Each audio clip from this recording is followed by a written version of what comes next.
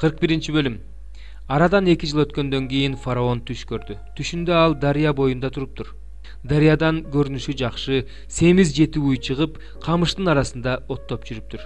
Алардан кийин көрүнүшү начар арык жети уй чыгып, дарыянын жээгинде оттоп жүргөн тиги уйларга кошулду. Анан көрүнүшү начар арык уйлар көрүнүшү жакшы семиз уйларды жеп салды. Ошондо фараон ойгонуп кетти. Анан ал кайра уктап дагы түш көрдү. Түшүндө бир сабактан бадырайган жакшынакай жети баш буудай өсүп чыкты. Алардан кийин чүрүшкөн, чыгыш шамалы күйгүзүп кеткен жети баш буудай өсүп чыкты. Анан чүрүшкөн буудай баштары бадырайган дандуу жети баш буудайды жеп салды. Ошондо фараон ойгонуп кетип, мунун түш экенин түшүндү. Эртең менен фараондун тынчы кетип, Мисирдин бардык сыйкырчылары менен акылмандарын киши жиберип чакыртып алып, аларга өзүнүн түшүн айтып берди. Бирок эч ким анын түшүн жооруй алган жок. Ошондо башкы шарап сунуучу тура калып фараонго мындай деди: "Күнөөлөрүмдү азыр эстеп жатам." Фараон кулдарына ачууланып, "Мени жана башкы нан сунуучуну сакчылардын башчысынын үйүнө каматып салган эле. Ошондо биз бир түндө түш көргөнбүз. Ага да мага да өзгөчө мааниси бар түштөр кирген. Ал жерде биз менен сакчылардын башчысынын кулу жаш еврей жигит бирге болгон. Биз ага көргөн түштөрүбүздү айтып бергенбиз. Ошондо ал ар бирибизге түшүбүздү жооруп берген. Ал кандай жооруса ошондой болуп чыкты. Мен өз ордума кайтып келдим, тигини болсо асып салышты." Ошондо фараон киши жиберип Жусупту чакыртты. Аны зындандан шашылыш түрдө чыгарышты. Ал чачын алдырып, кийимдерин которуп фараонго келди. Фараон Жусупка мындай деди: "Мен түш көрдүм, бирок эч ким жооруй алган жок. Сени түш жооруй алат деп уктум." Жусуп фараонго мындай деп жооп берди: "Мен эмес, Кудай аны фараонго жакшылыкка жооруп берет." Анан фараон Жусупка түшүн айтты. "Түшүмдө мен дарыя жээгинде туруп турмун. Дарыядан көрүнүшү жакшы, семиз жети уй чыгып, камыштын арасында оттоп жүрүштү. Алардан кийин арык, көрүнүшү эң начар, омурткалары оркуйгон жети уй чыкты. Мен бүтүндөй Мисир жеринен мындай арык уйларды көргөн эмесмин." Анан жети арык уй мурдагы жети семиз уйду жеп салды. Семиз уйлар алардын ичине кирип кетти, бирок алардын ичине кирип кеткени билинген жок. Алардын көрүнүшү баштагыдай эле арык бойдон калды. Анан мен ойгонуп кеттим. Анан дагы түш көрдүм. Түшүмдө бир сабактан бадырайган жакшынакай жети баш буудай өсүп чыкты. Алардан кийин ичке чүрүшкөн, чыгыш шамалы күйгүзүп кеткен жети баш буудай өсүп чыкты. Анан чүрүшкөн буудай баштары бадырайган дандуу жети баш буудайды жеп салды. Мен муну сыйкырчыларга айттым, бирок эч кимиси жооруй алган жок." Ошондо Жусуп фараонго мындай деди: "Фараондун түштөрүнүн мааниси бир. Кудай эмне кыларын фараонго билдириптир. Жети семиз уй бул 7 жыл. Жети баш дандуу буудай бул 7 жыл. Экөө бир түш. Ал семиз уйлардын артынан чыккан кыржыйган арык 7 уй бул да 7 жыл.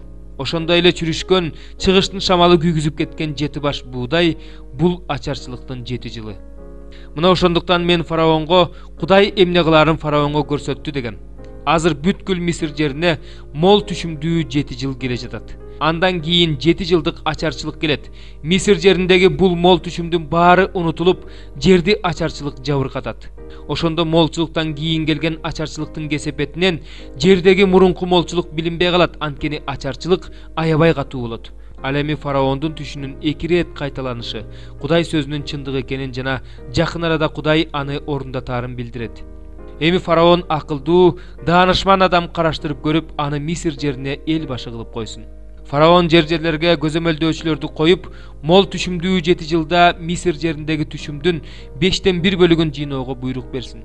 Алар келе жаткан жакшы жылдардагы эгиндин баарын азык үчүн фараондун карамагына жыйнап, шаарларга чогултуп алышсын да сактап турушсун.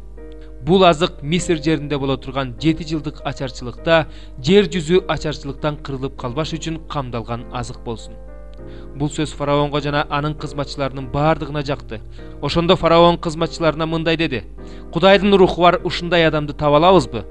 Анан фараон Жусупка мындай деди: "Кудай сага ушунун бардыгын ачып бергендиктен, сендей акылдуу, сендей даанышман адам жок. Сен менин үйүмдү башкарасың, сенин сөзүңдү бүт элим угат. Бирок мен сенден тактым менен гана жогору турам." Ошентип, фараон Жусупка: "Мен сени бүткүл Мисир жерине эл башчы кылып коем" деди. Анан фараон колунан шакек мөөрүн чыгарып, Жусуптун колуна салды. Үстүнө ак матадан кийим кийгизип, мойнуна алтын чынжыр такты. Анан аны өзүнүн арабаларынын экинчисине отургузууга, элге таазим кылгыла деп жар салууга буйрук берди. Ошентип фараон аны бүткүл Мисир жерине эл башчы кылып койду. Анан фараон Жусупка: "Мен фараонмун, бирок бүткүл Мисир жеринде сенсиз эч ким эч нерсе кылбайт" деди. Фараон Жусупка Сапенат Панеях деген ат койду. Ага аялдыкка Оондун дин кызматчысы Патипердин кызы Асынатты алып берди. Жусуп бүткүл Мисир жерин аралап чыгууга кетти. Жусуп Мисир падышасы фараондун алдына келгенде 30 жашта эле. Жусуп фараондон чыгып бүткүл Мисир жерин аралап чыкты. Жер мол түшүмдүү 7 жылда ар бир баш буудайдан кочуш толтура дам берип жатты. Ошондо ал Мисир жеринде болгон түшүмдүү 7 жылдын ичиндеги бардык эгинди жыйнап шаарларга жыйып койду. Ар бир шаарга ошол шаардын тегерегиндеги талаанын эгинин жыйдырды. Ошентип Жусуп абдан көп эгин жыйып алды. Эгин деңиз кумундай көп болгондуктан санаганында токтотту, анткени санак жетпей калды. Ачарчылык келгенге чейин Жусуп 2 уулду болду. Аларды ага Оондун дин кызматчысы Патипердин кызы Асынат төрөп берди. Кудай менин бардык азабымды, атамдын үйүн унуттурду деп Жусуп тун уулунун атын Менаше койду. Кудай мени азап чеккен жеримде жемиштүү кылды деп экинчисинин атын Эпрайым койду. Ошентип Мисир жериндеги мол түшүмдүү 7 жыл өтүп кетти. Анан Жусуп айткан 7 жылдык ачарчылык келди. Бардык жерде ачарчылык болду, бирок бүткүл Мисир жери нандан өксүгөн жок. Мисир жеринде да ачарчылык башталганда эл фараондон эгин сурап боздой баштады. Ошондо фараон бүткүл мисирликтерге Жусупка баргыла, ал эмне десе ошону кылгыла деди. Бүткүл жер жүзүндө ачарчылык болду. Жусуп бардык кампаларды ачып, Мисир элине эгин сата баштады. Ачарчылык Мисир жеринде күчөгөндөн күчөй берди. Ошондо Мисирге Жусуптан эгин сатып алыш үчүн бардык өлкөлөрдөн келип жатышты. Анткени ачарчылык бүт жер жүзүндө күчөп турган эле. 11 бөлүм. Алар Иерусалимге жакындаганда Зайтун тоосунун этегиндеги Бейтфагия жана Бетания кыштактарына жакындап калышканда Иса 2 шакиртин мындай деп жөнөттү: "Маңдайыңардагы кыштакка баргыла. Кыштакка кирериңер менен эч бир адам менен элек байланып турган койдукту көрөсүңөр. Аны чечип алып бул жерге алып келгиле. Эгерде кимдир бирөө силерден муну эмне кыласыңар деп сураса, бул теңирге керек деп жооп бергиле. Ошондо ал койдукти дароо эле берет." Алар барып көчөдө дарбазанын жанында байланып турган койдукти таап чечип алышты. Ошондо ал жерде тургандардын кээ бирөөлөрү аларга: "Эмне кылып жатасыңар? Силер койдукти эмне үчүн чечип алып жатасыңар?" дешти. Шакирттер болсо Иса айткандай жооп беришти. Ошондо тигилер аларды кое беришти. Койдукти Исага алып келип, анын үстүнө өздөрүнүн кийимдерин салып беришти. Иса койдукка минди. Ошондо элдин көпчүлүгү өздөрүнүн кийимдерин, айрымдар болсо дарактардын бутактарын кесип алып жолго төшөп жатышты. Исанын алды артында бара жаткандар: "Дөөттүн уулуна даңк, Теңирдин атынан келе жатканга алкыш. Атабыз Дөөттүн келе жаткан падышачылыгы даңктуу болсун, эң жогорудагы даңк" деп кыйкырып келе жатышты. Иса Иерусалимге келип, ибадатканага кирип, бардыгын карап чыкты. Күн кечтеп калгандыктан 12 шакирти менен бирге Бетанияга жөнөп кетти. Эртеси күнү алар Бетаниядан чыгышканда Иса ачка болду. Ал алыстан жалбырактуу анжир дарагын көрүп, бир нерсе табылар бекен деп жакын басып барды. Бирок анжир дарагынын жанына келип, жалбырактан башка эч нерсе таба алган жок. Анткени анжир мөмөсүн жыйнай турган убакыт келе келе.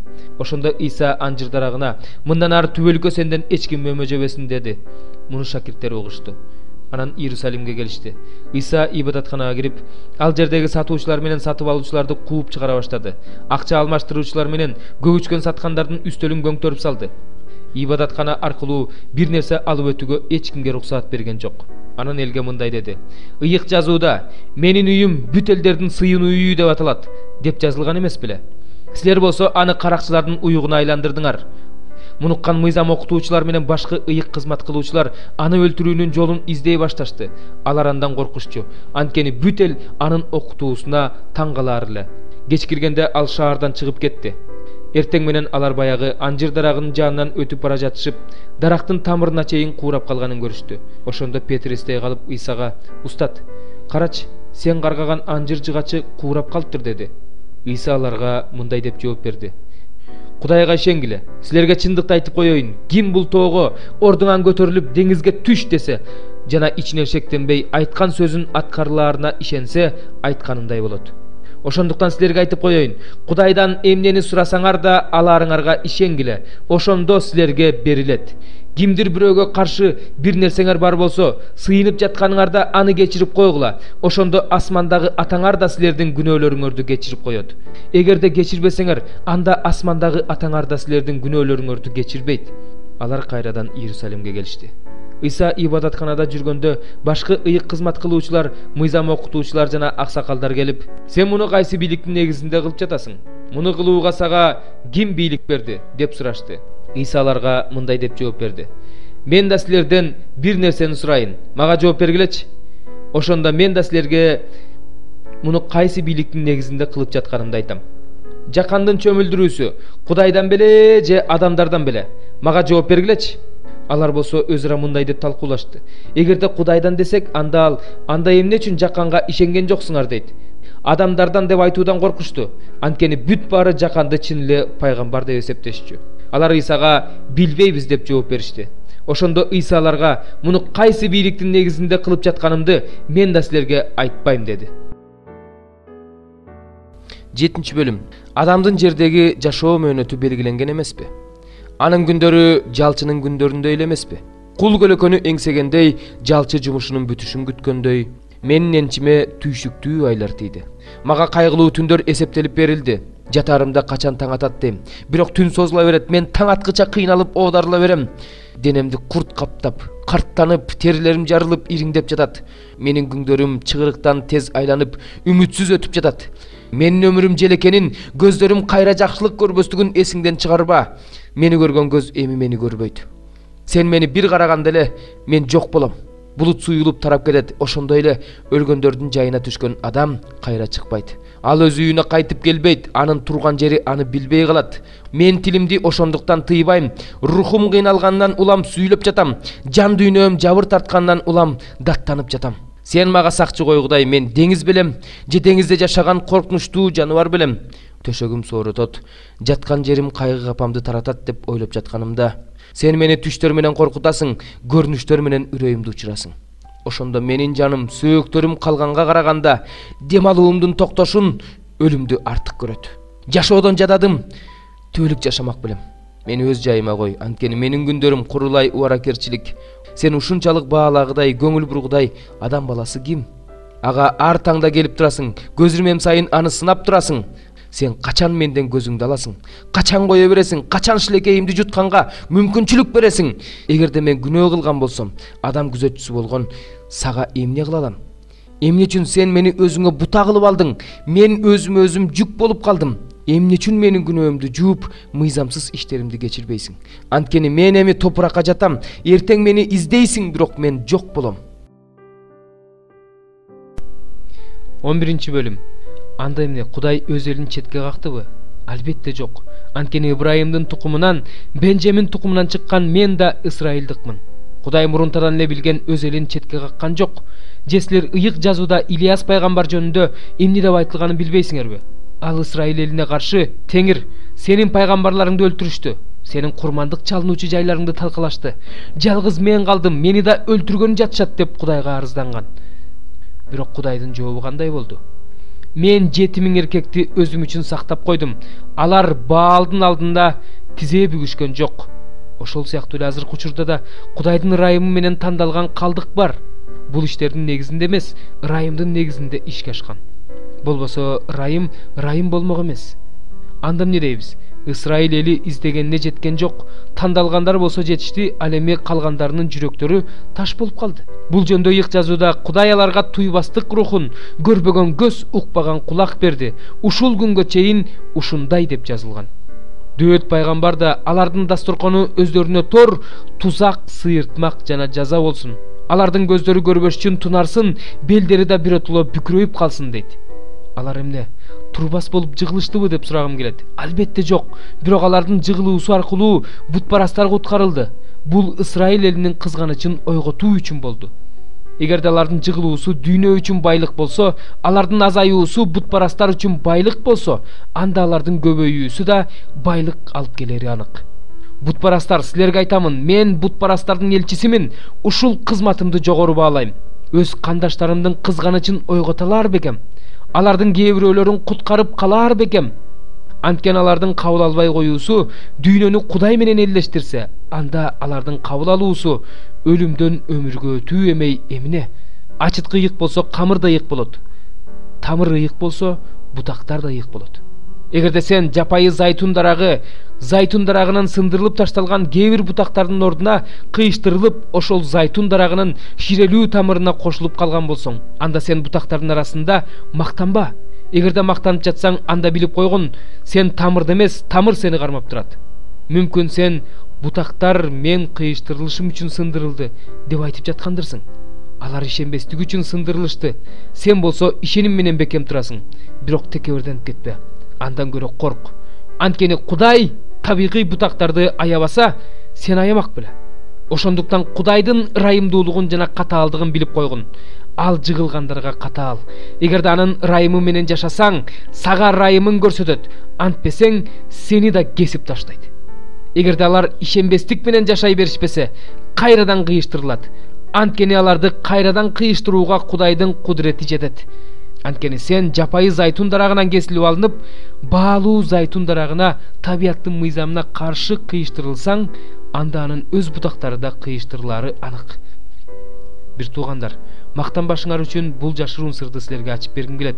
Исраил элинин өжөрлөнүүсү куткарыла турган бутпарастардын саны толук болгон күнгө чейин созулат. Ошентип бүт Исраил эли куткарылат. Анткени ыйык жазууда Сиондон куткаруучу келет. Ал Жакыптын тукумун кудайсыздыктан куткарат. Менин алардын күнөөлөрүн кечиргеним, бул менин алар менен түзгөн келишимим деп жазылган. Бир жагынан алар жакшы кабарды кабыл албай, силердин пайдаңар үчүн Кудайдын душманы болуп калышты. Бирок экинчи жагынан алар Кудайдын сүйүктүүлөрү, анткени Кудай алардын аталарын тандап алган. Анткени Кудай берген белектерин кайра алып албайт, чакыруу чечимин өзгөртпөйт. Бир кезде силер да Кудайга тил алчу эмессиңер. Азыр болсо алардын тил албастыгынан улам ырайым таптыңар. Силерге ырайым көрсөтүлгөн сыяктуу эле, аларга да ырайым көрсөтүлүш үчүн азыр алар тил албас болуп калышты. Анткени Кудай бардыгына ырайым көрсөтүү үчүн бардыгын тил албас кылып койду.